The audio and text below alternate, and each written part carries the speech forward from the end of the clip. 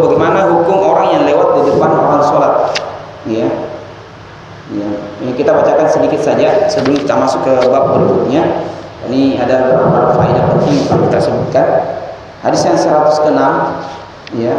An Aisyah radhiyallahu anha qalat. Ini berasal dari ibu kita Aisyah yang menceritakan tentang kejadian ini. Beliau mengatakan, kuntu anamu baina yaday Rasulillah sallallahu alaihi wasallam. Saya dulu tidur di depan Nabi. Wa rijlai fi qiblatihi, dan kedua kaki saya berada pada arah kiblatnya. Fa idza sajada ghamazani faqabattu rijlai. Kalau beliau sujud, maka beliau kemudian memberikan isyarat dengan tangannya ke kaki saya, ya, sehingga saya qabattu, ya, lipat kaki saya, ya, qabattu rijlayya wa idza qama basattuhuma, dan ketika beliau berdiri maka saya mengembalikan posisi kaki saya. Wal buyutu yawma idzin, dan rumah-rumah pada saat itu laisa fiha masabih. Ini keterangan tambahan dari Aisyah. Rumah saat itu, ya, bukan cuma rumah beliau, rata-rata ya, semua rumah saat itu tidak memiliki penerang kalau malam hari. Itu zaman Nabi. Ini hadis kita masih berkaitan dengan pembahasan tentang hukum lewat di depan orang sholat. Sebenarnya kita ketahui bahwa sekiranya orang mengetahui apa akibat dosa yang didapatkannya orang yang lewat di depan orang sholat, maka dia akan berhenti. Lebih baik dia berhenti selama 40, ya. 40 ini tidak diterangkan apakah 40 hari, 40 bulan atau 40 tahun. Ya, sekiranya kita mengambil angka yang paling rendah 40 hari, maka itu waktu yang cukup lama. Artinya sekiranya tahu apa akibatnya, maka dia akan lebih memilih untuk tidak lewat. Ya kan, orang sholat kan kelihatan mana batas dia sujud, ya. Ya. Artinya kalau tidak ada pilihan lain dan hanya ada dua saja, antara lewat dengan menunggu, maka lebih dia menunggu. Ya. Itu tentu perbandingan dibandingkan dengan akibat yang akan didapatkannya. Maka ini kita sebutkan, ya, bagaimana orang yang sholat itu berupaya mendekat kepada pembatas, ya. Jadi kalau maksudnya lewat ini tanpa pembatas, ya, lewat di depan orang sholat, karena sebagian mungkin tidak ada pertemuan yang lalu. Berbeda kalau orang yang memang kita sholat di belakang orang dulu, itu beda lagi. Jadi pembahasannya lewat, ya, lewat. Nah, ada satu masalah yang diceritakan oleh Aisyah radhiyallahu anha. Nah, ini menunjukkan bagaimana kecilnya rumah Nabi. Bukan sengaja tidur di situ, bukan mengambil berkah ini. Artinya tidak ada tempat lain selain itu. Iya. Jadi dalam hadis lain beberapa hukum sholat memang diambil dari kejadian ini, ya, kejadian ini, ya, kejadian yang semisal. Iya. Jadi bayangkan, ya, berapa ukuran rumah Nabi itu, ya, itu tempat tidur sebagainya untuk sholat, ya, pendek sekali. Dari penjelasannya ada kelihatannya Aisyah tidur dari searah dengan kalau kita mensolatkan jenazah. Solatkan jenazah dan kakinya yang pas di hadapan Nabi. Iya. Dan saat itu tidak ada lampu. Iya, tidak ada lampu. Ini perlu ada keterangan ini. Ya, keterangan ini, ya, kemungkinan di masa-masa sebelum meninggalnya Aisyah itu sudah ada lampu, karena keterangan ini sempat disampaikan oleh Aisyah. Iya, karena kalau setelah meninggalnya Nabi dan sebelum meninggalnya Aisyah, ya, belum ada lampu, ya, kemungkinan beliau tidak ada hajat untuk menjelaskan ini. Ya, kemungkinan, ya, setelah masa itu ada mulai lampu yang berada di rumah-rumah. Wallahu a'lam. Intinya beliau menjelaskan, ya, bagaimana rumah-rumah saat itu tidak ada lampu, dan ini menunjukkan bahwa tubuh Nabi kita itu seperti kita kalau malam, tidak seperti anggapan sebagai orang tubuh Nabi itu bercahaya. Ya, kalau bercahaya tidak usah seperti ini. Ya, tidak dilihat memang, tidak ada cahaya sama sekali. Sholat di malam hari ini menceritakan tentang sholat malam Nabi. Ya. Jadi ini salah satu faedah bahwa ketika ada orang sholat, kemudian ada orang tidur, ya kalau kondisi kita mungkin jarang kita dapatkan ya, kecuali kalau di kondisi masjid-masjid yang misalnya kalau ada yang itikaf, misalnya kalau bulan Ramadan, atau itikaf di waktu yang lain, atau di masjid-masjid seperti Masjid Haram, saya tidak tahu kalau ini biasa terjadi. Tapi ini menunjukkan bahwa bolehnya ada orang tidur ya di depan orang sholat. Ya, meskipun penjelasan sebagai ulama kita bahwa hanya sebagian kakinya, ya, sebagian kakinya, artinya pas kakinya itu menghalangi arah sujud Nabi sehingga dikode, ya, kemudian Aisyah kemudian melipat kakinya, ya. Nanti di akhir malam kemudian beliau dibangunkan untuk witir, ya. Dan ini salah satu hikmah kenapa Aisyah itu dinikahi di usia muda, ya, karena Aisyah adalah satu-satunya wanita yang masuk dalam rentetan 7 perawi hadis yang paling banyak dari sahabat. Satu-satunya wanita adalah Aisyah, karena tidak mungkin para sahabat menceritakan kondisi rumah Nabi. Ya, meskipun ada sahabat yang punya ikatan keluarga dengan beberapa istri Nabi itu selalu bertanya-tanya, tapi tidak akan mungkin bagaimana mandinya Nabi. Kan itu kan diceritakan semua dalam hadis-hadis Nabi. Kalau mau lengkapnya dalam Riyadhus Shalihin itu cukup, ya, menceritakan tentang itu. Ya, bagaimana Nabi mandi, ya. Kalau Ummu Salamah mengatakan kadang Nabi pernah mengatakan tidak usah saya sediakan handuk, ternyata beliau tidak butuh handuk, beliau cukup melap-lap badannya. Ya, meskipun dijelaskan bahwa bukan berarti tidak boleh memakai handuk. Ya. Sekaligus ini penjelasan bahwa tidak ada larangan memakai lampu, ya, karena saat itu memang tidak ada fasilitas untuk itu. Ini termasuk lampu ini adalah fasilitas yang istilahnya kalau ada orang sekarang pakai lampu bukan berarti dia melakukan hal yang dilarang, bukan melakukan hal yang bid'ah, karena memang saat itu tidak ada. Dan itu salah satu mengukur apa yang dilarang dan apa yang tidak. Sama dengan mic. Sekiranya dahulu ada mic, mungkin Nabi kita itu tidak akan menyuruh sahabat yang lain untuk diam di Haji Wada. Ya, jadi Nabi kita meskipun beliau diberikan satu mukjizat bahwa suara beliau bisa terdengar, ya, berapa banyak sahabat yang ikut Haji Wada, tapi beliau tetap memerintahkan sahabat untuk meminta yang lain diam. Ya, karena saat itu tidak ada speaker, ya, tidak ada pembicaraan. Ya. Di sini ada masalah sebenarnya karena ada satu hadis yang menyebutkan, hadis Muslim, yaqta' salat ar-rajulil muslim idza lam yakun baina yadayhi mithlu mu'akhiratir rahim al-mar'ah wal himar wal kalbul aswad.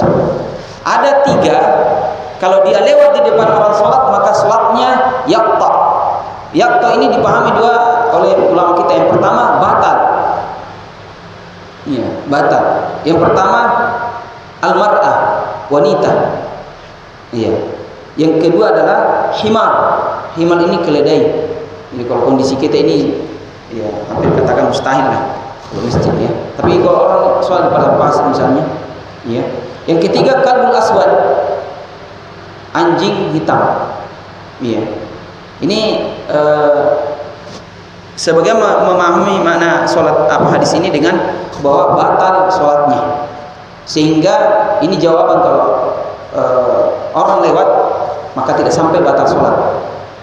Iya, biasa kalau ada yang masuk bisa ini, ya, biasa kalau ada yang pahamkan, ya, maka lewat saja. Padahal sebenarnya, ya, upayakan jangan lewat, karena itu akan mengganggu dan akan mengurangi kehusyuan dan pahala sholatnya. Makanya kita kemarin sebutkan, ya, salah satu caranya adalah membentangkan tangan, ya, ketika sholat. Dari perilaku Nabi ini kita juga bisa paham bahwa boleh ada gerakan tertentu dalam sholat. Ini yang selalu biasa sering diingatkan. Gerakan-gerakan yang fungsinya untuk maslahat sholat silakan dilakukan. Misalnya HP, kebetulan kita tidak kantongi. Kalau dikantongkan masih mudah, mungkin kita ke scroll kemudian matikan. Jangan sekalian baca pesan. Nanti insya Allah akan ada hadisnya. Apa hukumnya? Ya tentu tidak boleh. Matikan saja. Bagaimana kalau dia di tas misalnya? Maka saat itu boleh gerakan-gerakan yang untuk maslahat sholat, baik kalau berjamaah. Ya masih mending kalau nadiri biasa. Kalau sudah masuk, ya nadiri masya Allah. Ya.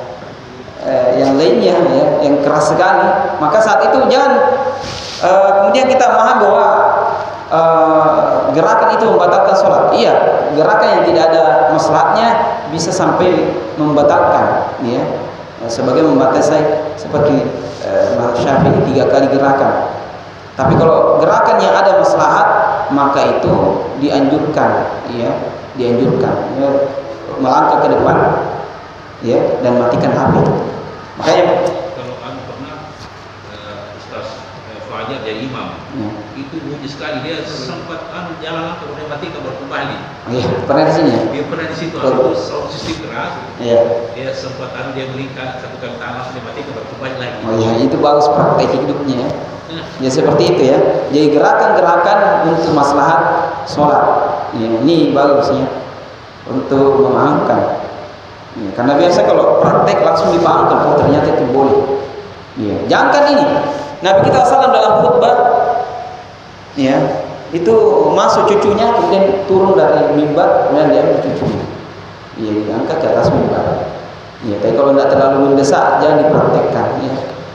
Ya, sampai ada yang ulangi sholat, tidak sah. Ya, tape. Jadi walau apa hikmahnya? Tentu sebagian orang taris mengatakan bagaimana hadis ini menyamakan perempuan dengan keledai dengan anjing hitam. Ini tidak menyamakan, ya, tidak menyamakan. Cuma ketiganya ini tentu kalau mengambil pendapat sebagian ulama kita, karena sebagian juga mengatakan hadis Aisyah ini yang menjulurkan kakinya menunjukkan bahwa tidak masalah. Padahal kita sudah bedakan antara yang lewat dengan yang tinggal, itu beda. Ya, beda itu kalau kita sholat di belakang orang duduk atau orang berdiri misalnya, kalau dia berdiri lama, ya, dengan orang yang duduk dengan orang yang lewat. Ya, orang yang duduk tentu tidak lama, bisa jadi hijab, sutra. Adapun yang lewat ini menjadi pembahasan kita. Ya. Ini tidak menyamakan. Sama kita mengatakan haram daging misalnya untuk umat Islam ya. Daging babi dengan daging manusia. Bukan kita menyamakan daging manusia dengan itu. Itu sama dalam hukum. Karena saya mengatakan bagaimana kalian ini, ya, menyamakan antara wanita dengan keledai dan anjing hitam. Tidak menyamakan. Cuma dalam persoalan pembatal. Sama sebagai mazhab mengatakan ketika menyentuh wanita itu kan batal. Sama kalau buang air batal. Bukan berarti kita samakan najis itu dengan perempuan. Dia dalam hukum sama, tapi tidak menyamakan bendanya. Ya, itu perlu dipahami. Ini perlu kita sebutkan karena ini menjadi syubhat yang dilontarkan oleh orang-orang yang biasa selalu mencari hal-hal yang bisa dijadikan syubhat dalam dalil yang ada. Jadi ini faedah yang perlu kita sebutkan sebelum kita masuk ke bab berikutnya. Bab berikutnya, jadi ini hadis terakhir berkaitan dengan sholat, beberapa berkaitan dengan adab dan hukum dalam sholat. Setelahnya penulis menyebutkan babun jami', bab yang menghimpun banyak hadis dengan bervariasi hukum. Jadi beliau sekalian menyebutkan satu bab untuk beberapa jenis. Jadi mungkin satu-satu hadis ini ya. Ada hadis tentang tahiyatul masjid, ada hadis tentang hukum bicara dalam sholat, ada hadis tentang bolehnya mengakhirkan waktu zuhur ketika panas sangat, kondisi sangat panas dan seterusnya. Ini mengumpulkan banyak persoalan. Ya, tape. Hadis yang pertama, hadis tentang tahiyatul masjid ya. Al hadisus sabi' ba'dal mi'ah. Ya. Hadis 107. Ya, kita bacakan hadisnya. An Abi Qatadah Al-Harith ibni Rabi'i Al-Ansari radhiyallahu anhu. Ini salah seorang sahabat. Beliau mengatakan, qala Rasulullah sallallahu alaihi wasallam, Rasulullah sallallahu bersabda, "Idza dakhala ahadukumul masjida fala yajlis hatta yusalliya rak'ataini." Ini hadisnya, sangat singkat.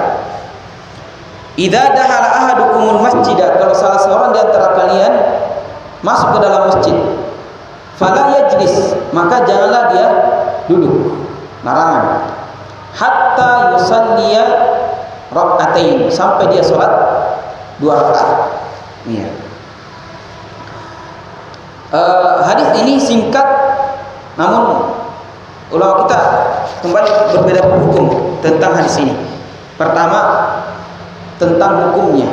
Ya, pertama, hadis ini berkaitan dengan sholat ketika masuk masjid yang kita kenal dengan tahiyatul masjid.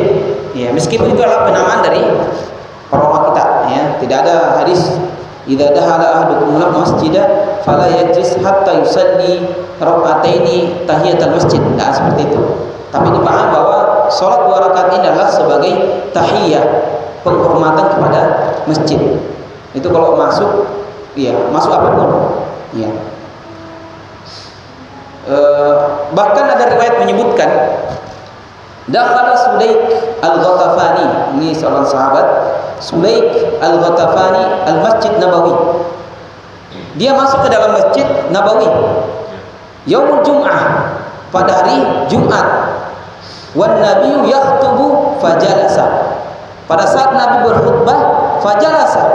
Sulaik Al-Ghatafani ini langsung duduk. Fa amara Nabi sallallahu alaihi wasallam ayyakuma wa ya'ti bi rak'atain. Maka Nabi kita yang di atas mimbar langsung menyuruh sahabat ini, Sulaik Al-Ghatafani, ya, untuk, ini hadis Bukhari ini, untuk sholat 2 rakaat yang sudah duduk, ya. Tsumma akhbarahu, kemudian Nabi SAW mengabarkan, ya, anna lil masjidi hurmatan wa takbiran, bahwa masjid ini memiliki kehormatan dan kemuliaan, ya. Fa inna laha 'ala dakhiliha tahiyyah. Bagi orang yang masuk ke dalam masjid, dia harus melakukan satu penghormatan, dan penghormatan itu diajarkan. Wa hiya alla yajlisa hatta yusalli rak'atain, yaitu seseorang jangan duduk sampai dia sholat 2 rakaat. Iya. Dan tidak ada uzur. Bayangkan dalam hadis ini, hadis lainnya, Nabi ini menegur bukan pada kondisi yang lain, pada saat beliau khutbah. Iya. Dan ini menjelaskan bahwa bari khatib boleh bicara. Bahkan pernah Nabi kita juga berkhutbah, dan itu setelah berlalu masa paceklik yang sangat panjang. Tiba-tiba ada sahabat dari arah pintu Masjid Nabawi meminta kepada Nabi langsung, bercakap langsung, ya Nabi berdoa kepada Allah untuk turunkan hujan. Maka serta-merta Nabi kita berdoa, dan kita kenal dengan doa istisqa. Iya, doa istisqa. Iya. Maka Nabi, para sahabat menceritakan, serta-merta awan langsung menutupi gelap, dan mereka penuh dalam keadaan basah kuyup. Iya, dan itu terjadi 1 pekan. Karena pekan depannya lagi justru sahabat, ya, apakah sahabat yang sama atau tidak, justru meminta lagi untuk didoakan. Justru kebanjiran ini, ya, hancur. Meminta kepada Nabi di atas mimbar untuk berdoa agar dipalingkan hujan ini ke tempat yang lain. Ya, yang kita kenal dengan doa Allahumma hawalaina la alaina. Ya. Ini boleh, artinya pada saat mendesak, ya, jamaah memang dilarang saling menegur, ya, bahkan jamaah kalau berzikir pun, ya, tidak dibenarkan, ya, terkecuali ada beberapa lafaz yang dikhilafkan ulama kita, seperti kalau nama Nabi disebutkan salawat, itu berapa yang dikhilafkan, ya. Tapi menegur, bertasbih, bahkan memainkan apa itu dilarang, apalagi main HP. Ya, ketika ini bagus kalau selalu diingatkan karena ya sampai sekarang yang seingat kami selalu diingatkan kalau Jumat, ya kalau kebetulan khatib diingatkan. Karena yang menegur itu bukan tugasnya jamaah. Ya jamaah dibenarkan untuk menegur sesama jamaah. Itu bisa merusak pahalanya. Ya, membatalkan. Dia bisa dikatakan hanya sekedar menggugurkan kewajiban. Siapa punya kewajiban? Ya, khatib. Khatib mengingatkan, bicara langsung. Ya, dan itu perlu diperhatikan sekali-kali. Ya, tolong. Ya, berarti karena tidak boleh ya sama sekali orang berbicara karena itu begitu ya, demikian aturannya dan ya kemungkinan karena dia bagian dari sholat Jumat itu. Jadi Nabi kita menegur di atas mimbar seorang sahabat Sulaik Al-Ghatafani. Maka dari hadis ini ulama kemudian berbeda pendapat. Apa hukum sholat 2 rakaat ketika masuk masjid? Nah 2 rakaat ini sebelumnya sembarang 2 rakaat apapun itu. Jadi ini bukan sholat secara tersendiri. Ya. Jadi Nabi kita mengatakan, ya perhatikan lafaz hadisnya, idza dakhala ahadukumul masjidah fala yajlis. Jangan duduk sampai dia sholat 2 rakaat. Tidak ditentukan sholat apa itu. Jadi dia bukan sholat sendiri. Artinya tidak ada sholat khusus namanya sholat tahiyatul masjid, tidak ada. Apalagi penamaan tahiyatul masjid juga ya penamaan untuk memudahkan saja. Iya. Kalau salah sunnah wudu bisa langsung. Bisa. Sesudah azan subuh, misalnya, ya memang sholat subuh itu dianjurkan 2 rakaat saja. Antara azan dan iqamat dianjurkan diperingan dan Aisyah mengatakan Nabi kita tidak pernah melewati 2 rakaat saja. Iya. Karena beliau memang di rumah. Nanti qomat baru mau qomat masuk. Kalau tidak muazzin yang datang ke situ. Itu juga yang biasa kita katakan bahwa muazzin itu jangan qomat kalau belum kasih tahu imam. Ya, ini selalu kita sampaikan. Kalau tidak ada imam yang jangan katakan oh banyak ustaz. Iya. Kalau bukan imam tetap, karena yang berhak di situ adalah imam tetap. Makanya hadis tentang ya ummuhum aqra'uhum. Ya, yang imam itu orang yang paling qari. Itu tidak berlaku kalau ada imam tetap. Iya. Meskipun datang ke sini sesudah misalnya, ya semoga datang ke sini. Sesudah tidak bisa imam kalau tanpa izin imam tetap. Iya. Betul, yang paling qari, tapi kalau ada imam tetap yang paling berhak. Kalau tidak ada, ini harus dilihat. Jadi muazzin harus melihat. Ustaz kita sebentar imam di. Ya. Jangan nanti sudah qomat. Ya. Jadi ini biasa kita isyaratkan, sering kita ingatkan ini. Mana tadi? Jadi seperti itu ya. Jadi dari sini kemudian jadi sembarang sholat apapun itu. Ya, jadi sering kita mengatakan bagaimana kalau diperhadapkan dengan sholat 2 rakaat, silakan sholat 2 rakaat antara azan dan iqamat karena itu yang ada sholat khususnya. Adapun sholat wudu, sholat tahiyatul masjid itu mengikut. Karena sholat wudu adalah seluruh sholat apapun yang kita lakukan setelah wudu. Kalau tidak ada sholat khusus, maka sholat wudu 2 rakaat saja. Karena ada sebab. Ya, begitu. Jadi bisa masuk dalamnya. Kalau waktu tinggal 3 menit, ya 3 menit. Meskipun sebenarnya selalu mengatakan itu yang di atas bukan jadi patokan ya. Ya, tapi kalau memang tidak ada juga ya sesuai dengan itu supaya lebih tertib semuanya. Jadi bisa 2 rakaat sudah masuk semua itu. Masuk semua itu karena 2 rakaat qabliyah fajar misalnya sudah masuk tahiyatul masjid, sudah masuk wudu. Ya, kalau dia baru selesai wudu. Ya, karena semua hadis tentang wudu dan tahiyatul masjid itu tidak ada sholat khususnya. Hanya perintahnya adalah jangan duduk sampai sholat 2 rakaat. Ya, 2 rakaat apapun itu. Kita diajar di sekolah waktu SD saya sudah harus salah sunnah tahiyatul masjid 2 rakaat sebelum wudu. Padahal penjelasannya tidak ada hadisnya. Jadi setiap apapun masuk, ya. Bahkan tadi itu meskipun khatib di atas mimbar, tapi tentu ada kondisi tertentu kalau itu dipercepat, ya, dipercepat untuk itu. Nah, dari sinilah ulama kita mengatakan sebenarnya ini hukumnya wajib atau tidak? Bayangkan Nabi kita, pertimbangannya juga kuat. Karena sampai dikatakan, bayangkan Nabi kita memutus khutbahnya untuk menegur sahabat ini. Ini kuat, ya, kuat pertimbangannya. Dan sampai hari ini yang seperti ini masih terbuka diskusi, ya. Artinya ulama kita itu, apalagi kalau ada di ruang gabah itu, teman-teman kampusnya itu biasa kita diskusi, mengatakan susah Ustaz, karena 4 mazhab ini menutup pintu ijtihad. Tidak seperti itu, ya. Banyak ulama belakang setelah itu berpendapat yang keluar dari yang dipegang oleh imam mazhabnya 4. Ya, selama di atas koridor yang ada, bukan juga sembarang nyeleneh juga. Ya, artinya pendapat ini kuat. Kuatnya apa? Karena bagaimana Nabi kita memotong khutbahnya untuk menegur sahabat itu, meskipun itu ada juga jawabannya. Ya, meskipun jumhur mengatakan juga bahwa ya yang wajib itu hanya 5. Iya. Karena dia sama dengan hukum-hukumnya nanti berkaitan dengan sholat Idul Fitri, Idul Adha, dia masuk semua ini. Iya, masuk semuanya ini. Ya, artinya akan kita dapatkan itu perbedaan itu, meskipun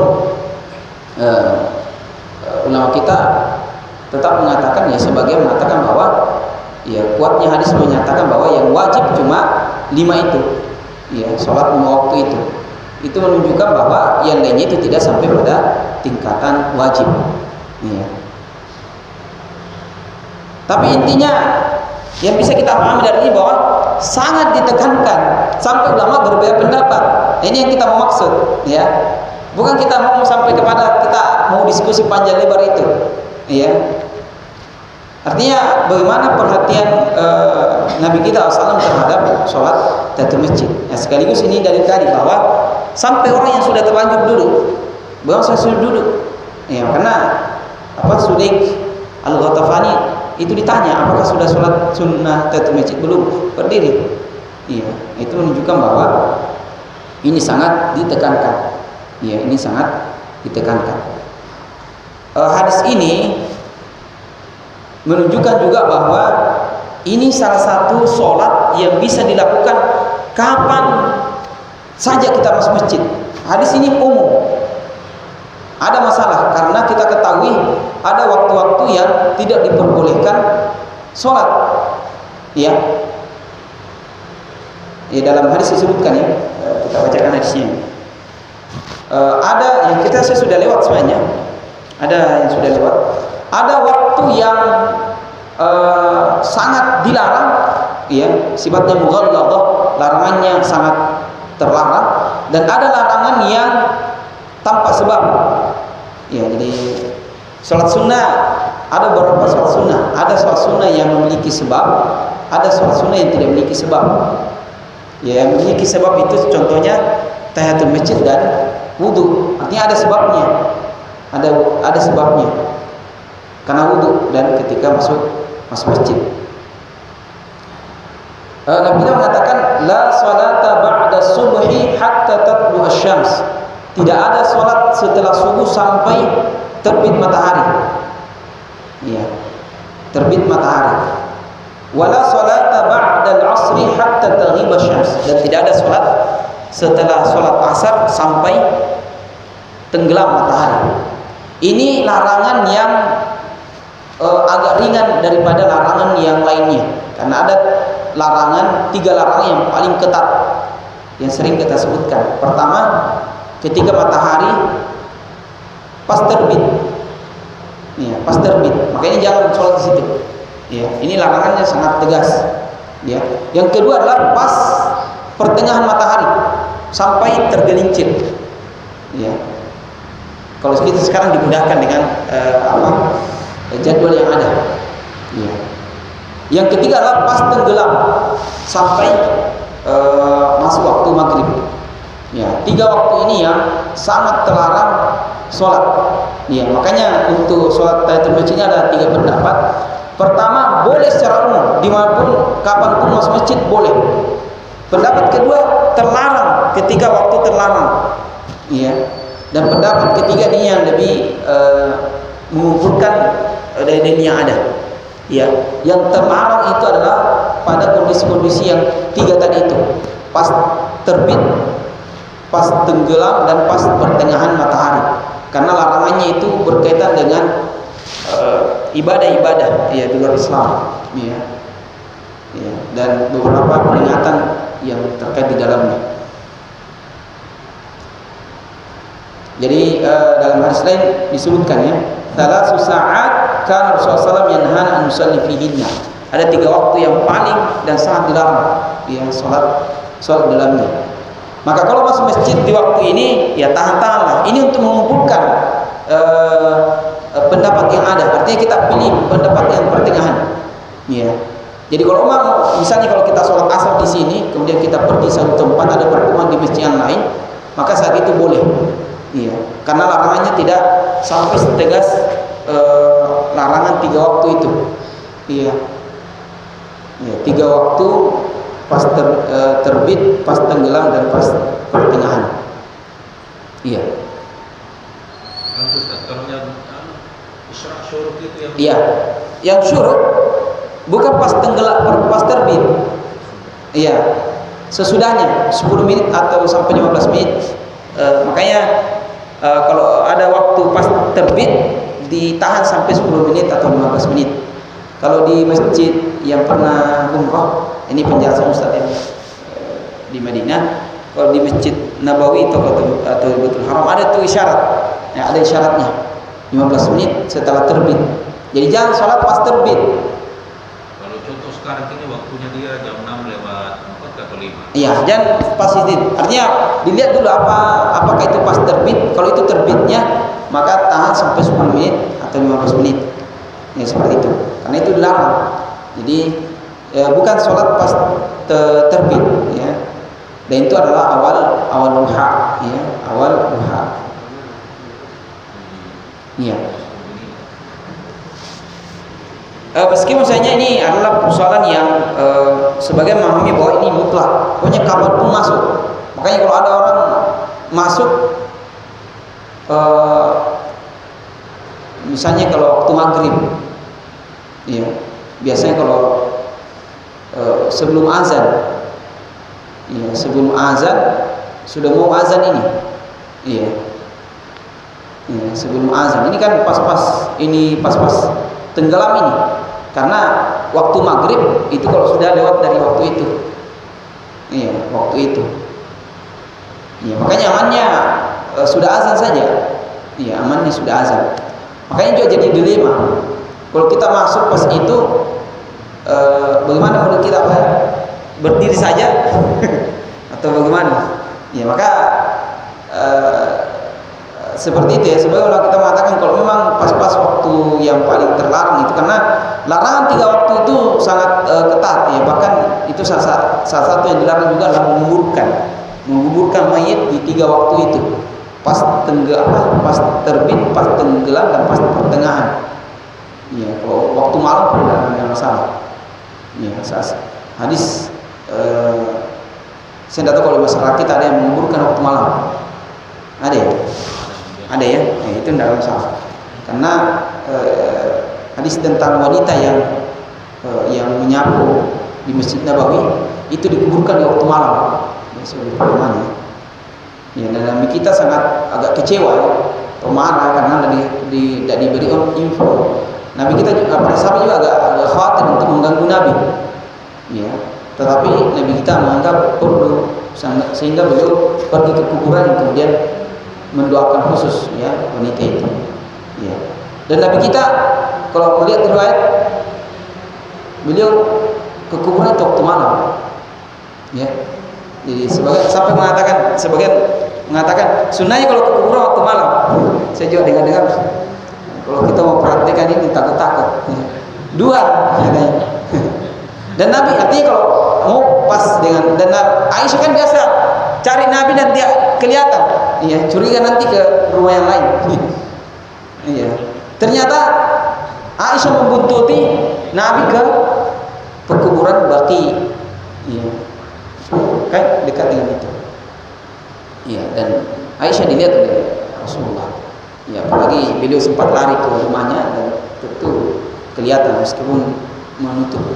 Tadi saya riwayat bahwa Nabi kita itu ke kuburan malam hari dan sendiri. Ya. Artinya kalau mau betul sunnahnya sendiri di malam hari. Iya gitu ya. Ini cuma menyebutkan bahwa kalau mau menguburkan di malam hari, artinya kondisi yang memang tidak ada waktu, maka dibolehkan. 3 saja itu waktu, ya, tidak diperbolehkan. Iya, termasuk tidak diperbolehkan sholat. Jadi hadis ini sangat perlu sering diamalkan. Apalagi kalau hanya sekedar datang ke masjid menghadiri apa. Ini kalau hadir untuk kemudian mau duduk, kalau hanya sekedar masuk ambil mushaf, ya, lewat mengambil ya enggak menjadi dia, bukan hal yang ditekankan. Masuk apapun itu, ya, masuk ada musyawarah, ada mau sholat, apalagi kalau memang sholat sunnah, ya mau sholat. Ini diantara hal yang perlu sering diingatkan, ya, apalagi memang ya sebagaimana kita sampai mengatakan tentang kewajibannya. Mungkin ini yang bisa kita sampaikan terkait dengan tahiyatul masjid, ya, sholat yang sangat diperhatikan oleh kita. Salam sebagai bentuk pemuliaan dan penghormatan kepada masjid itu.